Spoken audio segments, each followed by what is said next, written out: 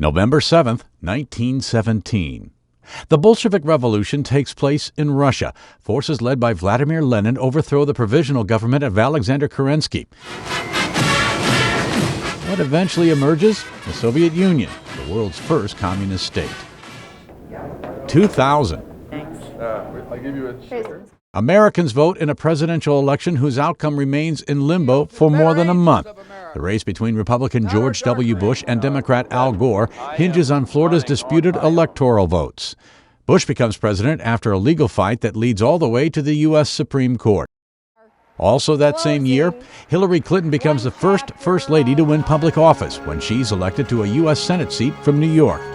This happens 74 years to the day that Jeanette Rankin of Montana becomes the first woman elected to Congress. 1962. Former Vice President Richard Nixon tells reporters after losing the California governor's race, "As I leave you, I want you to know, just think how much you're going to be missing.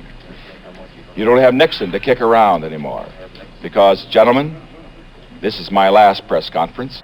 But Nixon makes a comeback just 6 years later when he wins the White House. 1940. In Washington state, what's considered one of the most dramatic failures in bridge engineering. The middle section of the Tacoma Narrows Bridge collapses during a windstorm just 4 months after the suspension bridge opens. No lives are lost because the bridge was already closed to traffic at the time of the collapse. 1918. Those 10 commandments stand. They are God's moral law, and when you break them, you have sinned. Billy Graham, the evangelist known for his global preaching and his friendships with American presidents, is born in Charlotte, North Carolina. 1991.